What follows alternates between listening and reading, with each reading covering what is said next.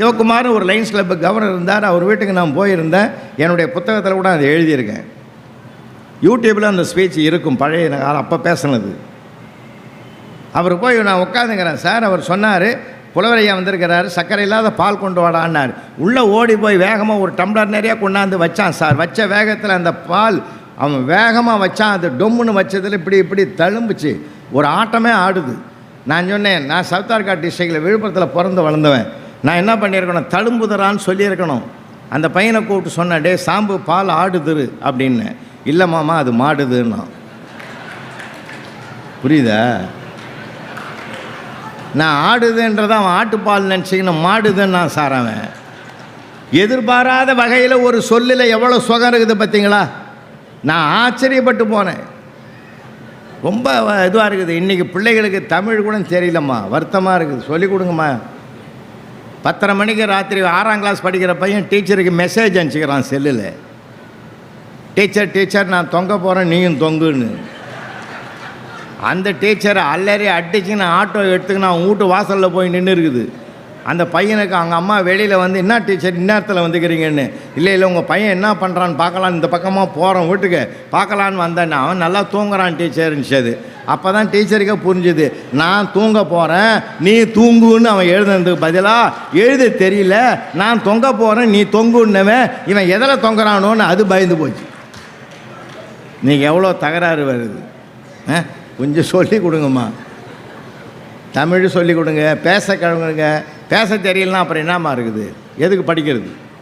மதுரைக்கு பக்கத்தில் என் தம்பி முறையா ஓனர் 2003 இறந்துட்டான். ஃப்ளைட்டில் போய் மாட்டுத்தாவணியில் இறங்கி போயிட்டு ஒரு மலர் மாலை வாங்கி போட்டான். அவனுக்கு போட்டுட்டு நான் நிற்கிறேன். அவன் புள்ள பிஎஸ்சி செகண்ட் இயர் படிக்கிற ஒத்த பையன் எழுந்து நின்று என்னை கட்டி பிடிச்சி கதறி அழுதாயா, பெரியப்பா நீ எல்லாம் இருக்கிற போது எங்கள் அப்பா போயிட்டாரேண்ணா சார். நீங்கள் எல்லாம் சிரிக்கிறீங்க, நான் 15 நாள் லீவு போட்டு வேலைக்கே போகலையா? ஆச்சரியமான வார்த்தைகளை அவன் பேச தெரியாவிட்டாலும் அதிர்ச்சி தர வார்த்தையை பேசாமல் இருக்க வைங்க ஐயா. ரொம்ப பயங்கரமாக இருக்குது. இப்போ நல்லா பேசணும் சார் மனிதனுக்கு. எனக்கு அருட்தந்தை வேதாத்திரி மகரிஷியை ரொம்ப பிடிக்கும். அவர் இந்த வையகத்துக்கு கொடுத்த வார்த்தை என்ன தெரியுமா? வாழ்க வளமுடன். என்ன அழகான வார்த்தை, என்ன அழகான வார்த்தை. திரும்ப அது நேரங்காலம் பார்த்து சொல்லணும். அதை ஒரு தடவை அப்படி தான் நான் சொல்லிவிட்டு நான் மாட்டிக்கணும் வீட்டில். அவன் சாதம் வடிக்கும் போது கஞ்சி தண்ணி கையில் பட்டுக்குது. அண்ணா வாழ்க வளமுடன், அவ்வளோதான், முடிஞ்சு போச்சுங்க.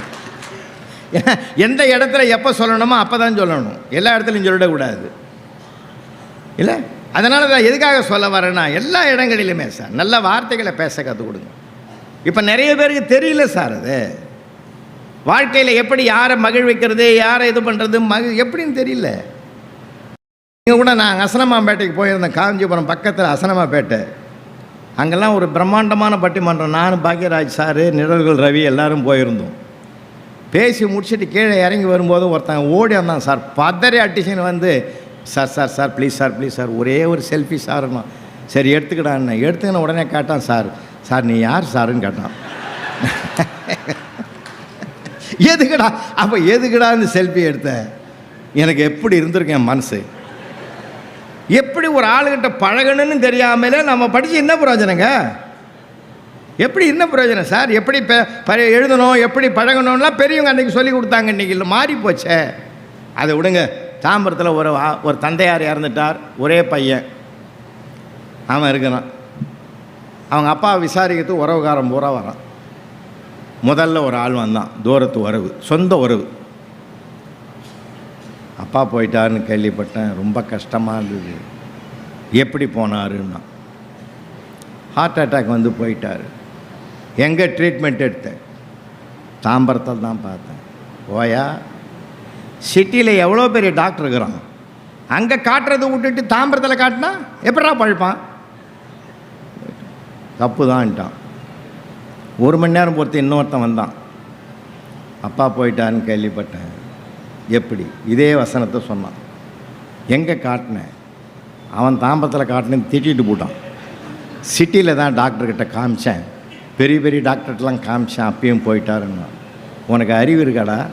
உள்ளூரில் எவ்வளோ டாக்டர் இருக்கிறான், இவங்ககிட்ட காட்டுறதை விட்டுட்டு அங்கே இழுத்தும் போய் அந்த அலையை விட்டா எப்படா பழைப்பான்? அம்பங்குக்கு போட்டானா. 1/2 மணி நேரம் பொறுத்து இன்னும் 2 பேர் வந்தான். கேள்விப்பட்டேன். அப்பா எப்படி போனார்? அவன் கேட்கறதுக்கு முந்தைய அவன் சொல்லிட்டான், உள்ளூரில் 10 நாள் காட்டினேன், சிட்டியில் 10 நாள் காட்டினேன், அப்படி இருந்தால் அவர் பிழைக்கலன்னா. எங்கேயாவது ஒரு இடத்துல காட்டுறதுக்கு துப்பு இல்லை, அந்த ஆளை நீயே போட்டு தள்ளிடா போடா அப்படின்ட்டு போட்டான். கடைசியில் 2 மணி நேரம் பொறுத்து இன்னும் 4 பேர் வந்தான். கேள்விப்பட்டான்னா அவன் புள்ள சொன்னான், அப்பா நீங்கள் 4 பேரை அந்த ஆளையே எழுப்பி கேட்டுக்கோ, என்ன எல்லாம் கேட்டு கேட்டு அவர் போன இடத்துக்கு என்ன அனுப்பிடுவீங்க போல இருக்குது, நீயே கேட்டுக்கிட்டான். இன்றைக்கி வாழ்க்கையில் அப்படி தான் சார் இருப்பான். வாழ்க்கையை மகிழ்ச்சியாக கொண்டாடணும்னா உங்கள் பிள்ளைகளை உங்கள் பிள்ளைகளாக மட்டும் பாருங்கள். இன்னொரு பிள்ளையோடு தயவு செஞ்சு அவனை கம்பேர் பண்ணவே பண்ணாதீங்க. அது அப்படிக்குது, இது எப்படிக்குது, நீ வந்து எனக்கு வாய்ச்சிய, அவன் ஒரு மாதிரியாக நம்மளை பார்ப்பான். நானாக கேட்டேன் இந்த வீட்டில் பிறக்கணும்னு? அப்படி கேட்குற வாய்ப்பு இருந்தால் நான் பிரைம் மினிஸ்டர் வீட்டில் பிறந்திருப்பேன்ல. அவருக்கு கல்யாணம் ஆகலையோ? சரி, எதுக்கு சொல்கிறேன்னா, வாழ்க்கையில் ஒரு மகிழ்ச்சி வேணும்னா நாம் எதையுமே ஒரு தாழ்வாக அணுகக்கூடாது, உயர்வாக பார்க்க பழகுங்க. உயர்வாக பார்க்க பழகுங்க சார், மகிழ்ச்சியாக இருக்கும் எப்பயுமே. அப்படியும் சமீபத்தில் கோயம்புத்தூரில் நடந்த ஒன்று சொல்கிறேன் உங்களுக்கு. ஒரு பையன் +2ல் ஃபெயில் ஆகிட்டான் சார். ஃபெயில் ஆன உடனே என்ன பண்ணான், அவன் சூசைட் பாயிண்ட்டுக்கு போயிட்டான். ஏன் தெரியுமா இந்த மாதிரி இடத்துக்கு போகிறாங்க? அம்மாவும் அப்பாவும் அவனிடத்தில் அதிகமாக பேச தவறியதனால்தான் இந்த மாதிரி முடிவுக்கு போகிறாங்க. நிறைய பேசுங்க, எங்கள் அம்மா எங்கள் அப்பா நம்பிக்கைக்குரியவர்கள்னு அவன் நம்பணும் இல்லை. அப்போது அந்த பையன் ஃபெயில் ஆகிட்டு என்ன பண்ணால் சூசைட் பாயிண்ட்டுக்கு போயிட்டான். அவங்க அப்பா எப்படியோ காப்பாற்றி கொண்டு வந்துட்டார். இருந்தாலும் ஒரு 3 மாதம் அவன் அது மனசை விட்டு அவனுக்கு அகலலை, போவே இல்லை. அவன் முகத்தை பார்த்து வருத்தப்பட்ட அவங்க அப்பா என்ன பண்ணார், ஒரு நாள் 1 ஏக்கர் நிலத்தில் பருத்தி வச்சிருக்கார். அந்த பருத்தி செடியெல்லாம் பார்க்கலாம் வாடான்னு சொல்லி அவனை கூட கூட்டிகிட்டு போனார். அப்படியே ரவுண்டு பார்த்துட்டு வரும்போது ஒரு செடி பூச்சடிச்சிருக்குது. பூச்சடிச்ச அந்த ஒரு செடியை பார்க்குறார். பார்த்துட்டு பையன் எதிர்க்கே சொன்னார், அந்த வேலை செய்கிற ஆளுங்களை கூப்பிட்டு இந்த ஏக்கர் பூரா கொளுத்திடுன்ட்டார். இந்த 1 ஏக்கர் நிலத்தில் இருக்கிற அத்தனை பருத்தி செடிகளையும் கொளுத்திடுங்கன்ட்டார். அப்போது அந்த பையன் கேட்டான், என்னப்பா பைத்தியக்காரத்தனமாக இருக்குது, ஒரு செடியில் பூச்சடிச்சுது, நீ ஏன் எல்லா செடியும் கொளுத்துற? அப்பா உடனே பிடிச்சிட்டாரு, நீ கூட ஒரு தடவை தான்டா ஃபெயில் ஆன, அதுக்காக ஏன் வாழ்க்கையை முடிச்சுக்கிற?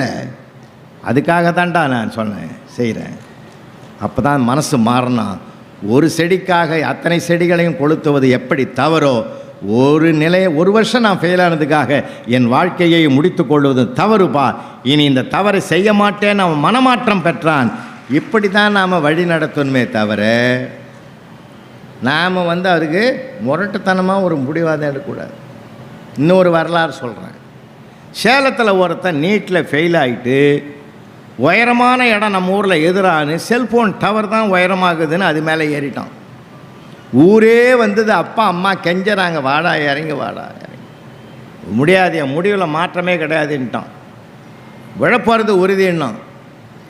அப்போ அவன் ஃப்ரெண்டு ஒருத்தன் ஓடியாந்தான், அல்லறி அடிச்சின்னு, நண்பா நல்ல வேலை உடலில் அங்கே ஏறுறா, நான் சொல்கிறதுக்கு 2 வார்த்தை கேட்டுக்கின்னு இறங்கடா பாவி, உன் முடிவை எடு. நான் வரும்போது உன்னை காப்பாற்றுறதுக்கு ஓடியாரும்போது ஒரு பெரியவரை பார்த்தேன், இந்த மாதிரி கீழே விழுந்து அகால மரணம் அடைந்தால் அதுக்கு என்ன ஆகும்னு கேட்டேன். அகால மரணம் அடைவனுக்கு அடுத்த ஜென்மம் இருக்குதுன்னு அந்த ஆள் சொன்னான்டா. ஒருவேளை நீ கீழே விழுந்து உயிர் விட்டேன்னா அடுத்த ஜென்மத்தில் பிறந்தேன்னு வச்சுக்கோ, மறுபடியும் எல்கேஜிலேருந்து படிக்கணும்டா, கொஞ்சம் யோசிடான்னா. மலைன்னு இறங்கி வந்துட்டான் சார் அவன். இனி ஒரு ஜென்மத்தில் எவன்டா மூட்டை தூக்குறது எல்கேஜிலேருந்து, வேணாம் போ, 1000 சொல்லட்டும் உலகம்னு இறங்கி வந்தான். யாருக்கு எப்படி சொல்லணுமோ அப்படி சொல்லணும், பக்குவமாக சொல்லுங்கள். ஏன் நம்ம கோவப்படணும், உணர்ச்சி வசப்படணும்? மகிழ்ச்சியாக எல்லாத்தையும் சந்தோஷமாக எடுத்துங்க. எதையுமே நீங்கள் எளிமையாக எடுத்துங்க. எளிமையாக எடுத்திங்கன்னா நமக்கு பிரச்சனை வர்றதுக்கு வாய்ப்பே கிடையாது. வாழ்க்கையை கொண்டாடி ஜெயிக்கணும்னா 2 விஷயம், ஒன்று மௌனம், இன்னொன்று சிரிப்பு. நீங்கள் ரெண்டையும் ஃபாலோ பண்ணி பாருங்களேன். ஒய்ஃபு கண்ணாமன்னு ஏதாவது பேசட்டும், வீட்டில் மௌனமாக இருக்குது, பிரச்சனையே வராது. எனக்கு தெரிஞ்ச ஒரு நண்பர் அதை கேட்டும் போய் உட்காந்து அந்த அம்மா ஏறி பாடி இருக்குது. என்ன திருப்பதியில் காட்டாங்க, திருச்செந்தூரில் காட்டாங்க, பழனியில் காட்டாங்க, திருப்பதியில் காட்டாங்க, எல்லாம் மொட்டடிக்கிற ஊராக சொல்லுது. நம்மால் கம்முன்னு உக்காந்துக்கிறான். உக்காந்துட்டு ஏன் ஒன்றுத்துக்குமா பதில் சொல்ல மாட்டேன்? உள்ளூரில் என்னை தவிர எவனும் கேட்கல.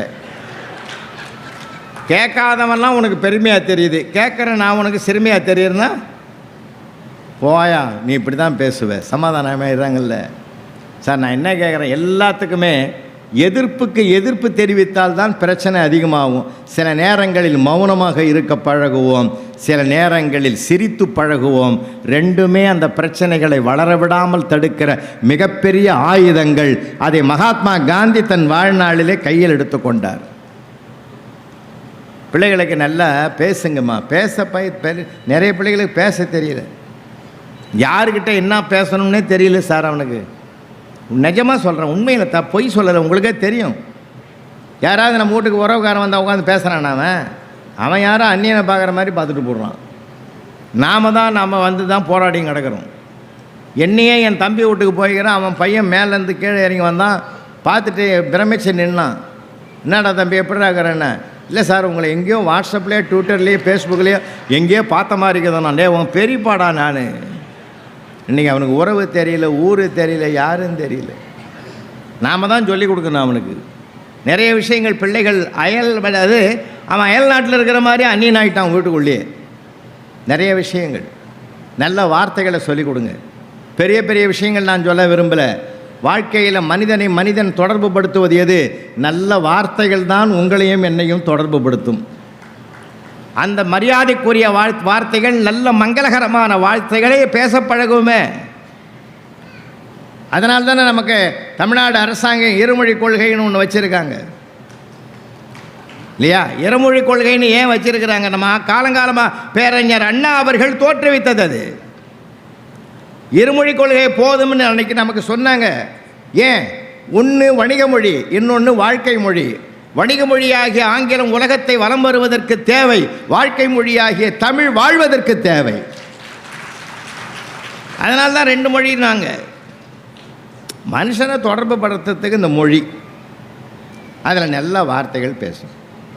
நீங்கள் பேசி பாருங்களேன். நம்ம அவரவர் தாய்மொழி அவரவருக்கு உயர்ந்தது. தெலுங்கு பேசுகிறீங்களா, அது உங்களுக்கு உயர்ந்த மொழி. மலையாளம் பேசுகிறீங்களா, அது உங்களுக்கு உயர்ந்த மொழி. கன்னடம் பேசுகிறேன் சார், மொழியில் அவங்கவுங்க தாய்மொழி அவங்கவுங்களுக்கு உயர்ந்தது. எல்லாத்துக்கும் அத்தனை மொழிகளுக்கும் தாய்க்கு தாயான மொழி நம்ம தமிழ் மொழி இல்லையா? அதனால் நீங்கள் அதில் அந்த மொழியில் எவ்வளோ சுகம் இருக்குது சார். எல்லா இடங்களிலுமே மலிந்து கிடக்கிறது. யாரிடத்தில் எப்படி? ஏன் ஒரு ஆள் நம்ம மூத்தவங்களை பார்த்து நீ என்று சொன்னால் கூட அது கொலைக்கு சமம்னு மகாபாரதம் சொல்லுது. மகாபாரதத்தில் வருதுங்க, நீ என்று சொன்னாலே அது கொலைக்கு சமம்னா. நான் அதை படிச்சுட்டு பதறிட்டேன். ஒரு நாளைக்கு நம்மளை எத்தனை பேர் கொல்றான்? நீ வா போன்னு தானே சொல்கிறான் நிறைய பேர். எவ்வளவு பண்பாட்டை சொல்லிக் கொடுக்கறது, எவ்வளவு நாகரிகத்தை சொல்லிக் கொடுக்கறது. நாம் இன்றைக்கி எல்லாமே பேச தவறியதுனால பல பெரும் பிரச்சனைகள் விஸ்வரூபம் எடுத்திருக்கிறது. படிப்பு மட்டுமே ஒரு மனிதனுக்கு வாழ்க்கை அல்ல. படிப்பை தாண்டிய பண்பாடு தான் ஒரு மனிதனுடைய வாழ்க்கையாக அமையக்கூடும் என்றால், இன்னொன்று சொல்லணுமா, படிப்பே நமக்கு சோறு போடாட்டாலும் நம்முடைய பண்பாடு நேர்மையும் நமக்கு ஒரு காலத்தில் சோறு போடும். எனக்குள்ள நான் படிப்பு வரலன்னாலும் பரவாயில்லைங்க, விடுங்க. இங்கே இருக்கிற பெற்றோர்களுக்கு நான் வணங்கி கேட்குறேன், படிப்பு வரலையா விட்டு தள்ளுங்க சார். அவனுக்கு என்ன வரும்னு பாருங்க, அவனுக்கு என்ன வரும்னு பாருங்க, அதில் அவனுக்கு சிறப்பாக்குங்க. விரும்பியது கிடைக்கவில்லை என்றால் கிடைத்ததை விரும்பிக் கொள்ள வைப்பதற்குரிய வாய்ப்பை நாம் உருவாக்கிவிட்டால், இப்போ பார்த்தீங்கன்னா டிராகன் ஒரு படம் பார்த்துருப்பீங்க, யாராவது பார்த்தீங்களா? டிராகன் படம் பாருங்கள், அவசியம் பாருங்கள். அதனுடைய தீம் ரொம்ப அருமையாக இருக்குது. நான் சமீபத்தில் பல படங்கள் பார்த்தேன். பார்த்துட்டு வெளியில் வந்தால் ஒரு அருவாளியை ஒரு கத்தியை தூக்கின்னு போய் எவனையாவது 4 பேர் குத்தணும் போல ஒரு உணர்வை தூண்டுறான். இந்த ஒரு படம் தான் மனுஷனை திருத்துறதுக்கு ஒரு மார்க்கத்தை டிராகன் படத்தை எடுத்துருக்கணும். ரொம்ப உண்மையிலே இருக்குது, நல்லா இருக்குது, போய் பாருங்கள். அதில் என்ன ஆகுது, இந்த பையன் ஒரு தவறு பண்ணுறான், தவறு பண்ணி வாழ்க்கையில் ஜெயிக்கிறான். ஆனால் அது தவறுன்னு உணர்ந்து தண்டனை அனுபவிக்கிறான். அப்போ கூட அவங்க அப்பா தன் நிலையிலிருந்து மாறாமல் பிள்ளையை ஏற்றுக்கொண்டு அவனுக்கு ஒரு நல்ல வழியை கற்றுக் கொடுத்து ஆதரவு கொடுக்குற கதை சார். அது இன்றைக்கி இருக்கிற தேவை. அது நீங்கள் அதை தயவு செஞ்சு பாருங்கள். அது நம்ம மாற்றிக்கணும். நம்ம மாற்றிக்கிட்டோம்னா பல மாற்றங்கள் உருவாகும். ஏன்னா படிப்பு என்பது அறிவுக்கு தீனி போடுகிற படிப்பு வேறு, அனுபவத்தில் பெறுகிற படிப்பு வேறு. வாழ்க்கையில் நம்ம எவ்வளவோ கற்றுக்க வேண்டியது இருக்குது. பணத்தை தேடித்தான் இந்த உலகம் பிரபஞ்சம் ஓடிக்கொண்டிருக்கிறது. அதில் மாற்று கருத்துக்கு இடமே கிடையாது. பணம் தான். இன்றைக்கி பாருங்கள், யாரை பார்த்தாலும் அங்கே நான் 2 ஏக்கர் வாங்கி போட்டுருங்க, இங்கே 2 ஏக்கர் வாங்கி போட்டுருங்க, இங்கே 5 ஏக்கர் வாங்கி போட்டுருக்குறேன். வாக்கிங் காலையில் போகும்போது நிம்மதியாக உடம்பு நல்லா இருக்கணும்னு நிறைய பேர் வாக்கிங் போவான்.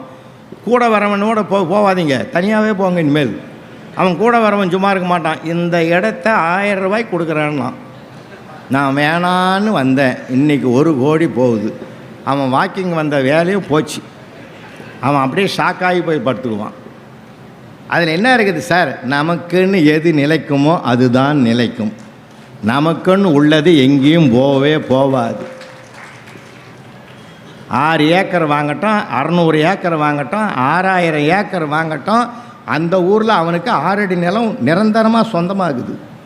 அது ஏற்கனவே வாங்கி வச்சுக்குது. இவனுக்குன்னு அது வாங்கி வச்சுக்குது இல்லை.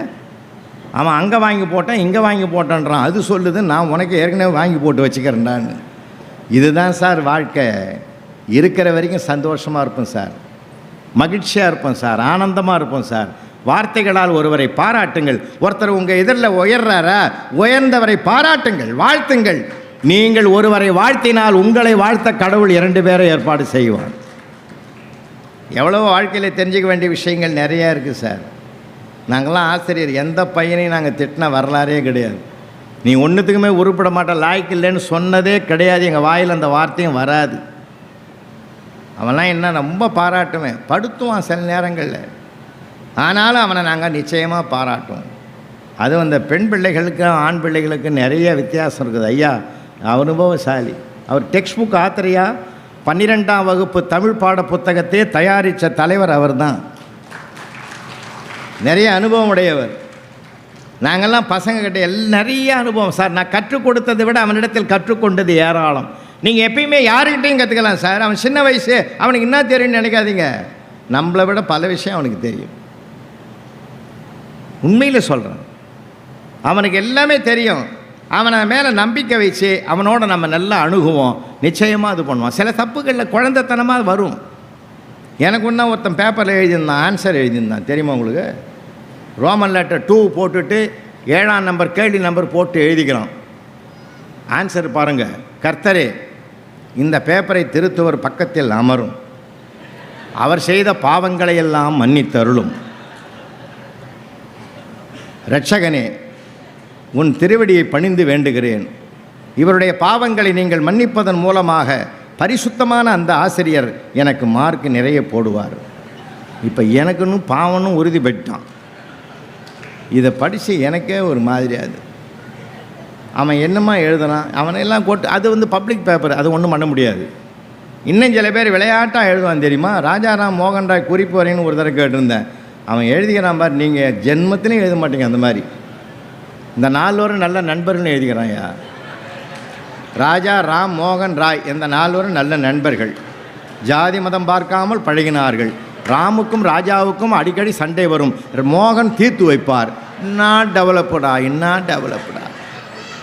என் ஜென்மத்தில் இந்த மாதிரி படிக்கவும் முடியாது. நான் இன்னொன்று தெரியுமா, இந்த உலகத்தில் இன்றைக்கு நான் ஒன்று சொல்லிக்கிறேன், எழுதி வைங்க. இன்றைக்கு தர்மம் என்ற ஒன்று உயிரோடு இருக்கிறது என்றால், தானம் என்ற ஒன்று உயிரோடு இருக்கிறது என்றால், அது இந்த மண்ணில் வாழும் பெண்களால் மட்டும்தான் என்று நம்பிக்கை உடையவன். அதனால் தாய் வடிவத்தில் அந்த தர்மம் நடக்குது, தாரத்தின் வடிவத்தில் தர்மம் நடக்குது, சகோதரி வடிவத்தில் தர்மம் நடக்குது. அவங்க இன்னொரு குழந்தை பசியாக இருக்கிறத எப்பயும் பொறுத்துக்க மாட்டாங்க. நமக்கு அந்த கவலை அவ்வளோவா இருக்காது, அவங்களுக்கு தான் அந்த கவலை ஆட்டி படைக்கும். அதனால்தான் சிவாலயங்களில் போய் பாருங்கள், 63 நாயன்மாருடைய சிலைகள் இருக்கும். நான் நாளைக்கு போய் கவனிங்க, 62 நாயன்மார் சிலை நிற்கிற வடிவத்தில் இருக்கும். காரைக்கால் அம்மையார் மட்டும்தான் உட்கார்ந்த வடிவத்தில் இருக்கும். கல்லாக படைக்கிற போது கூட ஒரு தாய் நிற்கக்கூடாது என்று கருணையோடு பார்க்கிற வழிபாடு நம்ம வழிபாடுயா, நம்ம வழிபாடு. அதனால் ஒவ்வொன்றும் ஒவ்வொன்றை கற்றுக் கொடுக்குது. எதிலிருந்தும் கற்றுக்கொள்ளலாம். உயர்ந்த எண்ணத்தை உருவாக்குங்க பிள்ளைகளுக்கு. ஒருத்தர் போய் கேட்குறாரு, ஒரு டாக்டரை பார்த்து கேட்டார், BMW கார் வாங்கணும்னா உங்களுக்கு எவ்வளோ நாள் ஆகும்? 1 வருஷம் ஆகும், கஷ்டப்பட்டு சம்பாதிக்கணும். அப்படியா? ஒரு இன்ஜினியரை போய் கேட்டார், உங்களுக்கு எவ்வளோ நாள் ஆகும் BMW கார் வாங்கணும்னா? 8 months, 8 மாதம் கஷ்டப்படணும். சரி, ஒரு கிரிக்கெட் வீரனை போய் கேட்டார், BMW கார் வாங்கணும்னா உங்களுக்கு எவ்வளோ நாள் ஆகும்? 1 day மேட்ச் போதும், ஒரே நாளில் நான் வாங்கிடுவேன். சபாஷ். அப்போ ரத்தன் டாட்டா இருந்தார். ரத்தன் டாட்டாவை போய் கேட்டாங்க, BMW கார் வாங்கணும்னா உங்களுக்கு எவ்வளோ நாள் ஆகும்? 5 வருஷம் ஆகும். கேட்டவனுக்கு அசந்து விட்டான். அவர் 1 வருஷம்னாரு, அவர் 8 மாதம்னாரு, அவர் 1 நாள்னாரு. மல்டி மில்லியனர் பெரிய கோடீஸ்வரன், உங்களுக்கு ஐயா 5 வருஷம் சொல்கிறீங்க? அவர் சொன்னார், BMW கார் கம்பெனி எவ்வளோ பெருசு, அந்த கம்பெனியை வாங்கணுன்னா எனக்கு 5 வருஷம் ஆகும்னாரு. இப்போ புரியுதுங்களா? நம்ம எண்ணம் எப்படியும் உயர்வாக இருக்கணும். அவன் காரை பற்றி யோசிச்சான், இவர் கம்பெனியை பற்றி யோசிச்சார். இப்போ ரத்தன் டாட்டா ஏன் அந்த உயரத்தை தொட்டாருன்னு தெரியுதா? ராக்பெல்லர் ஃப்ளைட்டில் பறக்கிறாரு. ராக்பெல்லர் ஃப்ளைட்டில் பறக்கிற போது 32 அடி 1000 உயரத்தில் மேலே போன பிற்பாடு ஒருத்தன் கேட்டான், ஏன் இந்த வயசுலையும் சம்பாதிக்கிற, இந்த வயசுலையும் உழைக்கிற, இன்னத்தை உனக்கு இல்லை, எங்கே பார்த்தாலும் இருக்குது, எது இல்லைன்னு இன்னும் பாடுபடுற, உழைக்கிற, போதாதான்னார். அப்போ ராக்பெல்லர் சொன்னார், இந்த ஃப்ளைட்டில் நம்ம பயணம் பண்ணுறோம், வர வேண்டிய உயரத்துக்கு இது வந்துடுது, இதோட பைலட்டை இறங்க சொல்லிடலாமா, பைலட்டை நிறுத்த சொல்லலாமான்னாரு. ஐயோ எல்லாமே போயிடும். அது போகக்கூடாதுன்னு தான் நம்ம பயணம் பண்ணுறோம்ல, அதே தான். ஓடிக்கொண்டே இருக்க வேண்டும், உழைத்து கொண்டே இருக்க வேண்டும், முடிந்த வரையில் உதவிக்கரத்தை நீட்டிக்கொண்டே இருக்க வேண்டும்னு அந்த பையனுக்கு பாடம் நடத்தினார். அதனால் உங்களுக்கு இன்னும் கூட வேண்டுகிறேன், பிள்ளைகள் மார்க் எடுக்கலேன்னு பதறாதீங்க. எங்கள் தெருவிலேயே நான் பல கூத்தெல்லாம் பார்க்குறேன். எல்கேஜி போகுது, அது பாவம், அது என்னன்னே தெரியல உலகம். அது மார்க்கு குறைஞ்சி போச்சுன்னு மண்டை இடிச்சிக்கிறாங்க அப்பாவும் அம்மாவும். அதுக்கு என்னன்னு தெரியாமல் விளையாடுங்குது. இது என்ன, அதுன்னு IAS எழுதுது, மார்க் குறைஞ்சா போகுது. மார்க் குறைஞ்சதுன்னு கவலையே படாதீங்கம்மா, மனசில் தைரியமாக இருங்க, சந்தோஷப்படுங்க. 100க்கு 100 எல்லா சப்ஜெக்ட்லேயும் வாங்கிட்டான்னா அவங்க தான் கவலைப்படணும். ஏன் தெரியுமா? எல்லாம் வெளிநாட்டுக்கு ஓடிடுவான். 50-60 வாங்குறவன் தான் கட்சி வரைக்கும் நம்ம கூடவே இருப்பான். அவன் தான் அடிக்கடி போய் மாத்திரை வாங்கினோடா, மருந்து வாங்கினோடான்னா எல்லாத்துக்கும் உதவி செய்வான். நமக்கு உதவாத பிள்ளைகள் தூரத்தில் இருக்கிறார்கள், உதவுகிற பிள்ளைகள் அருகில் இருக்கிறார்கள். அந்த அருகில் இருக்கிற பிள்ளை தான் அவசியமானவன்னு மாற்றி பாருங்கன்ற நான். வெளிநாட்டுக்கெல்லாம் போனெல்லாம் அவன்லாம் திரும்பி வரமாட்டான். அவங்க இருக்கிற சொர்க்க வாழ்க்கை வாழ்ந்துங்கிறான். அந்த வாழ்க்கையில் நீங்கள் அனுமதி கொடுக்க மாட்டீங்க. ஏன்னா அந்த அம்மாவுக்கெல்லாம் பொண்ணு, அதுவும் பையன் திரும்பி வந்தாலும் வருவான். இங்கே யாராவது இருந்தாக்கா வருத்தப்படாதீங்க, உண்மையை சொல்கிறேன் நான். பையன் வந்தாலும் வருவான் திரும்பி, அந்த பொண்ணுங்க வரவே வராது. மாமியார் தொல்லை கிடையாது, நாத்தனார் பிரச்சனை கிடையாது, அது வச்சத்தான் சட்டம்.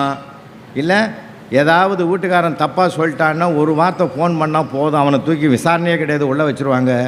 இவ்வளவு பாதுகாப்பு அந்த பொண்ணுக்கு இருக்கிறதுனால அது அந்த ஊரை விட்டு வரவே வராது. நாம் தான் நம்ம கதறி கிடக்கிறோம். அதனால் நம்ம வீட்டு பிள்ளைகள் நம்ம கூட இருக்கிறான்னா மகிழ்ச்சி அடைங்க, அவனை பேச விடுங்க. திறமை வேறு, புத்திசாலித்தனம் வேறு. மனப்பாடம் பண்ணி மார்க் வாங்குறவன்லாம் ரிப்போர்ட்டர், அவன் மனசுக்குள்ளே இருக்கிறத வெளிப்படுத்துகிறான் பார், அவன் தான் ப்ரமோட்டர்.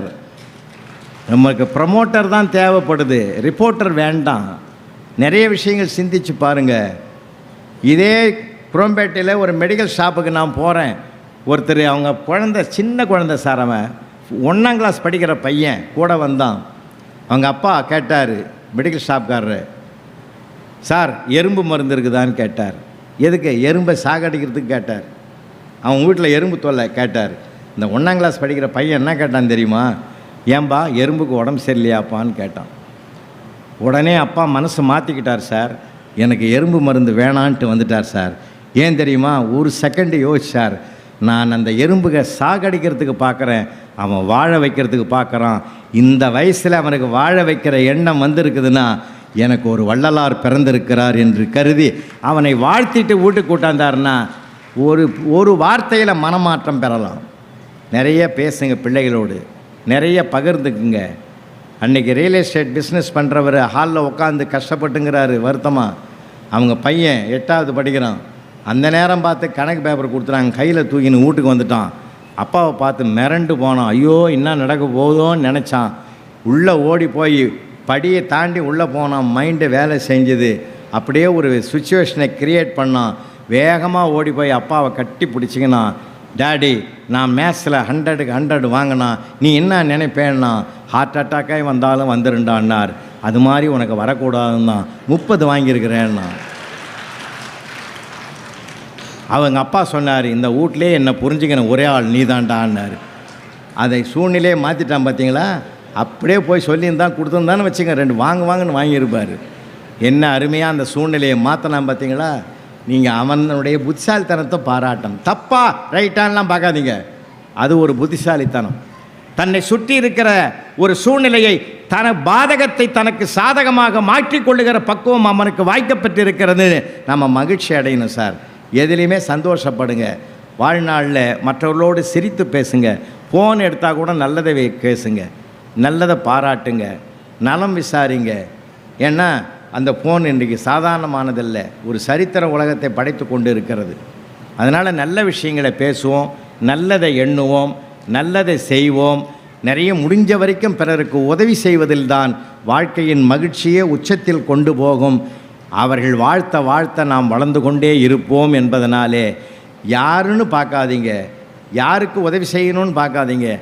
யாருக்கு உதவி தேவையோ, யாருக்கு நான் தேவை, எனக்கு என்ன கிடைக்கும் என்று பேசுவதை விட யாருக்கு நான் தேவைப்படுகிறேன் என்று பார்க்கிற பார்வைதான் நம்மை உயர்த்தி கொண்டே இருக்கும், நம்ம வாழ்க்கையும் சிறப்பாக்கும் என்று சொல்லி, புத்தகம் என்பது வாசிப்பதற்கு மட்டுமல்ல சுவாசிப்பதற்கும் அதுதான். அந்த கருத்துக்களை கையில் எடுத்துக்கும். ஏதாவது 1-2 நம்ம ஃபாலோ பண்ணாதான் வாழ்க்கையில் நமக்கு ஒரு மகிழ்ச்சி இருக்கும், மன திருப்தி இருக்கும், மன நிறைவு இருக்கும் என்பதை சொல்லி நிறைவாக ஒன்றை சொல்லி நான் நிறைவு பண்ணுறேன். எது நமக்கு உரியதோ அது அன்றைக்கு கிடைக்கும். எப்பப்போது யாருக்கு என்னென்ன நிகழணும்னு இருக்குதோ அது அப்பப்போ நிகழ்ந்தே தீரும். 6 மாதத்துக்கு முந்தி பெருமாள் கோயிலுக்கு போய் என் பேரை சொல்லி நட்சத்திரத்தை சொல்லி அர்ச்சனை பண்ணி பட்டாச்சாரியார் கற்பூர தீபாராதனை எடுத்து என்கிட்ட வந்தார். அவருக்குன்னு தட்டில் போடுறதுக்கு ஒரு 5 ரூபாயை மடித்து தனியாக வச்சுருந்தேன். அது பக்கத்தில் 100, அது பக்கத்தில் 500, 2 தனித்தனியாக வச்சுருந்தேன். செல்ஃபோனை எடுத்து உள்ளே வச்சதுனால எல்லாம் தலைகீழ மாறி போச்சு. இந்த 5 2 விரலை விட்டு தேடுறதுக்குள்ளே ஐயரே டென்ஷன் ஆகி எதிர்பக்கம் போயிட்டார். அந்த 3வது ஆள்கிட்ட நிற்கிற போது அப்போ தான் எனக்கு அந்த 5 ரூபாய் கிடச்சிது. அதை எடுக்கிற வேகத்தில் இந்த முன்னாடி இருந்த 500 எகிரி அந்த யார்கிட்ட நிற்கிறாரோ அவன் காலில் போய் விழுந்தது. அவன் குனிஞ்சு பார்த்துட்டு இது நம்ம ரூபாய் இல்லைன்னு எடுத்து பட்டாச்சாரியார் தட்டில் போட்டான். 500 பார்த்த உடனே அவர் செத்த இருங்கோன்னு சொல்லி பெருமாள் கழுத்தில் இருக்கிற மாலையை கொண்டாந்து அவனுக்கு போட்டார். அந்த 500 என்னது? இன்றைக்கி அவனுக்கு மரியாதை கிடைக்கணும்னு பெருமாள் அனுகிரகம் பண்ணியிருக்கிறாரு. அவர் யார் வீட்டு பணம்னு பார்க்கல, யாருக்கு பண்ணணும்னு தான் அவர் நினைக்கிறாரு. அது ஏன் பணம்னு நான் பாதுகாத்தேன், அது உன் பணம் இல்லைடா, அது அவனுக்கு மரியாதை கொடுக்க போகிற பணம்டான்னு அவனுக்கு கொடுத்தாருன்னா யாருக்கு எப்பப்போ என்னென்ன நடக்குமோ அதை நடந்தே தீரும். நமக்கு உள்ளது எவனாலும் எடுக்க முடியாது, நமக்கு உள்ளது வந்தே தீரும். ஒரு காலத்தில் உங்களுடைய பொருளை இழந்து விட்டீர்களா? நம்பிக்கையோடு இருங்கள். சத்திய பிரமாணமிட்டு சொல்லுகிறேன், நான் நேர்மையாக சம்பாதித்தது, உழைத்து சம்பாதித்தது போய்விட்டது. ஆனால் கடவுள் ஒரு நாளைக்கு கொடுப்பான். அது இயேசுவாக இருக்கட்டும், அது அல்லாவாக இருக்கட்டும், அது பெருமாளாக இருக்கட்டும், எல்லாம் வல்ல சிவனாக இருக்கட்டும், நான் நம்புகிற ஒரு கடவுள் திரும்ப எனக்கு கொடுப்பான் என்று நம்புங்கள். நிச்சயமாக அந்த பணம் உங்களிடத்தில் வந்து சேர்ந்தே தீரும். இந்த மாற்றம் தர்மத்துக்கு என்றுக்கும் தோல்வி வந்ததே கிடையாது. அள்ளி கொடுத்தவர்களுக்கு யாரும் வைத்ததே கிடையாது, வாழ்த்தைத்தான் சொன்னார்கள். வள்ளல் எம்ஜிஆர் ராமநாதபுரம் மாவட்டத்தில் ஓட்டு வேட்டைக்கு செல்லுகிறார். காலையிலிருந்து சாயந்தரம் வரைக்கும் போகும்போது நேரமாயிட்டது, வீட்டுக்கு போகலான்னும் போது தொண்டர் ஒருத்தர் சொன்னார், ஐயா உங்களை பார்க்கணுன்னே ஒரு 85 வயசு பாட்டி காலையிலிருந்து கால் கடுக்க நிற்குது, பார்க்காம போனால் நல்லா இருக்காதுன்னு சொன்ன உடனே ஜீப்பை அந்த பக்கம் விடுன்னாரு. ஜீப்பை நிறுத்தி இறங்கி போய் பாக்கெட்டில் இருக்கிற பணத்தை எண்ணி பார்க்க மாட்டார், அள்ளி கொடுப்பார். அள்ளி கொடுத்தாரு. வாங்கின பாட்டி அழுது கண்ணீராக வருது. ஏன் பாட்டி பணம் பத்தலையா, நான் இன்னும் தர சொல்கிறேன்னு உள்ள ஜீப்பிலேருந்து எடுத்துன்னு வர போகிறார். இல்லை தம்பி, நான் உங்கள் அம்மா ஸ்தானத்துலேருந்து சொல்கிறேன் ராஜா, அதுக்காக தான் ஐயா நான் ஒரு நாள் பூரா நிற்கிறேன். அந்த நம்பியார்கிட்ட ஜாக்கிரதையாக இருப்பா. நம்பியார் நிஜமாலுமே நல்ல மனுஷன்யா. அவர் மாதிரி ஒரு குருசாமி உலகத்திலே கிடையாதுயா. ஒழுக்கமான மனுஷன். அவரை வில்லனா பார்த்தே அந்த பாட்டி இவருக்கு நல்லவனுக்கு ஒரு ஆபத்தும் வரக்கூடாதுன்னு நினைக்குது. பார்த்தீங்களா, இந்த வாழ்த்து தாயா நம்ம வாழ வைக்கும். மற்றவர்கள் வாழ்த்துக்களை நாம் பெறுவோம். பிள்ளைகளை பெற்றோர்கள் செய்வது பிள்ளைகளுக்கு என்ற ஒரு பொன்மொழி இருப்பதனால் நாம் கூடுமான வரை பிள்ளைகளுக்கு நல்லதை செய்வதன் மூலமாக நல்ல புண்ணியங்களை சேர்ப்போம். இந்த பூ உலகில் அவர்கள் வாழ்வாங்கு வாழ்வார்கள். நன்றி. பண்பாட்டு செழுமை. தென்கிழக்கு சீமை இது, பொன் கொழிக்கும் பூமி இது, மண்வளத்தின் சாரெடுத்து நெல்லுக்கு வேலியிட்ட சாமி இது. பண்பட்ட செயல்கள் எல்லாம் பண்பாட்டு செயல்களாகும். வெண்பட்டு விரித்து வைத்து வரவேற்க வேண்டிய வாழ்வியல் முறையாகும். தென்னாட்டின் செல்லப்பிள்ளை நெல்லை, பண்பாட்டின் களஞ்சியமாய் விளங்கும் நெல்லை, கொண்டாட்டத்திற்கு குறைவேதும் இங்கு இல்லை, தமிழை கொண்டாடும் புலவர்களுக்கும் எல்லை இங்கு இல்லை. அழுக்கு துணிகளை அடித்து துவைக்க படித்துறைகளும் உண்டு. அறிவை வளர்க்கும் அனைத்து கல்வி கலை துறைகளும் இங்கு உண்டு. பெயரளவிற்கு அல்லாமல் பேரறிவிற்காக கற்பதும் கற்பிப்பதும் நெல்லை மண்ணின் திறமாகும். கன்னித்தமிழே அதற்கு உரமாகும். நெல்லை நகரின் மாநகராட்சி வளைவும், கலைகள் மிகுந்த நெல்லையப்பர் ஆலயத்தின் உயர்வும், சிற்ப கலைகள் நிறைந்த கிருஷ்ணாபுரமும் சிறக்க வைக்கும் இந்த மண்ணின் நினைவு. மந்திகள் தாவும் போது மலரின் தேன் துணிகள் சிந்தும் பூந்துறையின் செழுமையும், முந்தி மோதும் கைகள் தட்ட கல்லிலும் நல்லிசை ஒலிகள் வந்து பாயும் இசை தூண்களின் இனிமையும் நெல்லை நகரின் தலை சிறந்த சொத்து நம்மை உயர்த்திடுமே தலை நிமிர வைத்து. உலைக்கு அளந்து போடும்போது முன்னே ஒரு கைப்பிடி ஆண்டிக்கும் பின்னே ஒரு கைப்பிடி வருவோர்க்கும் என்ற வழக்கம் எங்கள் பழக்கம். தலையை எண்ணி சமைப்பதில்லை நாங்கள், தலைமுறையை எண்ணி வாழ்வை அமைக்கின்றோம். உறவில்லை என்றாலும் உரிமையுடன் உணவளிக்கும் வழக்கம் வளரும் தலைமுறைக்கு நாம் கற்றுக் கொடுக்கும் பழக்கம். ஏழை என்ற வார்த்தை ஒன்றும் ஏதோ வாய்ப்போக்கு வார்த்தை என்று எண்ண வேண்டாம். ஏழை என்ற வார்த்தையிலே 7 ஜென்மம் பந்தம் இருக்கும், ஏக்கமும் அன்பும் நிறைந்திருக்கும். ஏசும் போதும் சொல்வார்கள், அன்பை அள்ளி வீசும் போதும் சொல்லுவார்கள்.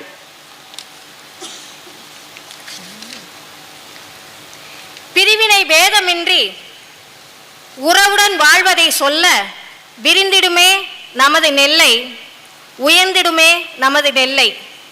என்றைக்கும் வளரட்டும் நமது பண்பாடு என்றுரைப்பேன் இந்த தையல் மகள் அன்போடு. செவிமடித்த அத்தனை பேரின் பொற்பாதங்களை பணிந்து நன்றியை தெரிவித்துக் கொள்கிறேன். நன்றி, வணக்கம். தானே தோன்றிய தமிழே, தித்திக்கும் தமிழே, பிறமொழி தாழுவா தீந்தமிழே, துள்ளும் தமிழே, பிறரை தூங்கவிடா தமிழே, தெவிட்டாத தமிழே, தேன்மொழியாம் இனிய தமிழே, தைத்திங்களிலும் உன்னைத்தானே வணங்குகிறோம்.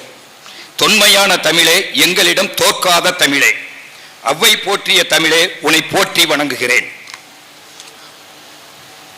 புத்தக திருவிழா மூலம் தன்னை புதுப்பிக்க வந்தவர்களே, கவியரங்கம் கேட்க களங்கமில்லா மனதுடன் வந்துள்ள ஆன்றோர்களே, நிமிர்ந்து நிற்பதே நிலையான வாழ்க்கை, ஆனாலும் எந்த விஷயத்தில் நின்று நிற்கலாம் என்ற ஆராய வந்துள்ள ஆன்றோரே, சான்றோரே, அனைவருக்கும் என் மண்பான சிறந்தார்ந்த வணக்கம். கைத்தட்டினால் ஆயுள் கூடுமாம். ஆகவே ரசித்த இடத்திலாவது கைத்தட்டி என் ஆயுளையும் அதிகரிக்க செய்ய வேண்டுகிறேன். புத்தக திருவிழாவில் புத்தகம் என் காதில் கிசுகிசுத்தது. என்ன கிசுகிசுத்தது என்றால், உங்களால் நான் உருக்குலைந்தாலும் பரவாயில்லை, என்னை புரட்டுபவர்கள் என் கருத்துக்களால் உருக்குலையாமல் பார்த்துக் கொள்ளுங்கள் என்றது. நல்கருத்து புத்தகமாய் நல்விலைக்கு வாங்கிச் செல்வோமே. என்னுடன் கவிபாட வந்துள்ள எண்ணங்களில் உயர்ந்து கவித்துவம் மிக்கவர்களுக்கு என் சிறந்தாழ்ந்த வணக்கம். நான் நன்கறிந்த ஐயா ஜெயபாலன் மற்றும் ஐயா மூக்கு பெரியாரின் கவிகளை கேட்கவா வேண்டும்? அதுவும் போக எனது குருநாதர் எல்லையில்லா திறம்படைத்த நெல்லை குரலோன் வரிசையில் நானும் பூவோடு சேர்ந்த நாரும் மணக்குமாம், நானும் மனம் பெறுவேன், ஆசீர்வதியுங்கள். ஐயா தலைமை கவியே, தன்னிகரல்லா தமிழ் கவியே, புதியவர்கள் புத்துயிர் பெற புத்தகம் பல படைத்தவரே, என்னை கவி எழுத ஏவியவரே, பண்பில் சிறந்த பாமணியே, பார்ப்புகள காத்திருக்கும் மாமணியே, தமிழ் செம்மல் விருது பெற்றது உமது தமிழ்ச்சிறப்பு, குலம் வாழ்க, தமிழ் புலமை ஓங்குக. அறிவியல் என்பது எதையும் அறிந்து கொள்ளுதல் தானே. அறிவியல் என்றால் அறிவு கூட்டல் இயல் ஆகுமே. இயல் என்றால் இயக்குவது, அறிவை தூங்க விடாமல் ஆராய்ந்து அதனை இயக்கி அதனை ஆளுமைப்படுத்தி கொண்டுதானே இருக்கிறோம். மனிதன் மணிக்கணக்கில் செய்த வேலையை நொடிப்பொழுதில் செய்ய வைத்தது அறிவியல். ஆண்டவனால் தான் உலகம் சுற்றுகிறது என்ற ஆதிகாலத்து எண்ணத்தை அறுத்தெளிந்தது அறிவியல். அம்புலியை அரவம் மறைத்துதான் அமாவாசை வருகிறது என்ற மூட நம்பிக்கையை உடைத்தெறிந்தது அறிவியல். மனித மூளைக்கு எட்டாதவைகளையும் ஏனைய கணிக்க முடியாதவைகளையும் எள்ளி நகையாடி வருவது அறிவியல். அறிவியலையே ஆதாரமாக கொண்டுள்ள உலக நன்மைக்காக மட்டுமே உருவாக்கப்பட்ட அறிவியல் சாதனங்கள் சமீப காலமாக சற்று சங்கடத்தை தான் தருகிறது. அறிவை உருவாக்கும் அணு ஆயுதங்களையும் அணு எந்திரங்களையும் அவசர கதியில் அறவை நிறுத்தி அறவழியில் சென்றால் அல்ல நீங்கி அகம் மகிழ்வோம். தீங்கை மட்டுமே தீண்டிக் கொண்டிருந்தால் நன்மைகள் கண்ணுக்கு தெரியாது. நல்வழியில் செல்லும் அறிவியலை ஆராய்ந்து மெச்சுவோமே. இலைதலை கட்டிக்கொண்ட மூதாதையர் காலத்தில் வயலுக்கு மூச்சிறைக்க நீர் இறைத்தோம். மோட்டார் உதவியுடன் மேட்டுக்கு கூட நீர் பாய்ச்சுகிறோமே. அப்பத்த காலத்தில் அப்பளமாய் நொறுங்கும் மண் தட்டில் தானே சாப்பிட்டு வந்தோம். இப்போது செவர் சில்வர் தட்டில் அல்லவா சாப்பிடுகிறோம். பொருளாதாரம் பொருந்தினால் பொன் தட்டில் சாப்பிடும் காலம் வெகு தூரத்தில் இல்லை. காற்றின் வேகத்தை கணக்கிட்ட நாங்கள் ஒளியின் வேகத்தையும் கண்டுபிடித்ததால் வானொலி வந்தது, தொலைக்காட்சியும் வந்தது. தொலைபேசியை கண்டுபிடித்த கிரகாம்பல் இன்று இருந்தால் கிறங்கித்தான் போயிருப்பார். இன்று முகம் பார்த்து பேச கையடக்க செல்போன். சந்திரனுக்கு இணையாக சந்திரனை ஏவியதால் தானே கன்னியாகுமரியில் நடப்பதை கணினியிலும் வாகா எல்லையில் நடப்பதை வாட்ஸ்அப்பிலும் தெரிந்து கொள்கிறோம். இரவானால் பகலும் பகலானால் இரவாகவும் அமைந்துவிட்ட அமெரிக்கர் வீட்டு அடுக்கலையை கூட அண்டை வீடாக்கியது அறிவியலே. கால் கடுக்க பல நாட்கள் கால்நடையாய் பயணித்தோம். சக்கரம் கண்டுபிடித்ததால் சங்கடமின்றி சைக்கிள் மிதித்தோம். மோட்டார் சைக்கிளில் மிதந்தோம்.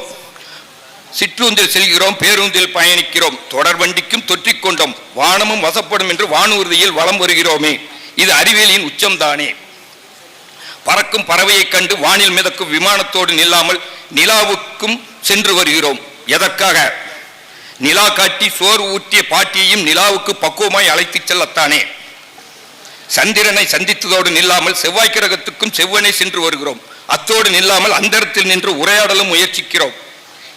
இதை வைத்துத்தான் அறுதியிட்டு சொல்கிறேன், சூரியனை தொட்டுவிடும் தூரம் தொலைவில் இல்லை. பாட்டன் தீப்பெட்டி தயாரித்தான், முப்பாட்டனோ சிக்கிமுக்கி கல்லில் தான் நெருப்பை உருவாக்கினான். இன்று நம் பிள்ளைகளின் விரல் நுனி பொத்தானோ ராக்கெட் பறக்கும் அளவுக்கு நெருப்பை கக்குகின்றன. காற்றில் காற்றாடி சுழல விட்டான்.